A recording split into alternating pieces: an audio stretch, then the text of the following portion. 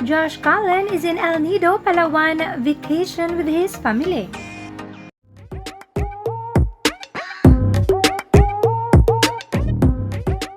This is a good news indeed.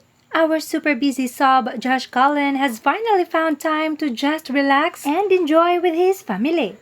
Base sa updates na ibinahagi ng kanyang kapatid, the whole family is in El Nido, Palawan. Woo!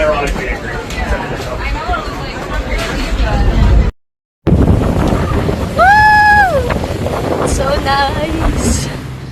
This is a very much needed rest for our sub, lalo na't kagagaling lang nito sa kanyang solo album tour plus sunod-sunod na mga solo events. At hindi lang yan dahil ayon din dito, he will be busy working on Christmas kaya mas mabuting makapagpahinga na muna ito. Base kasi sa SB19 calendar, our Mahalima has no scheduled event for the last 2 weeks of November. Pagdating naman sa December ay matatandaang may Taiwan event si Josh kasama si Ken.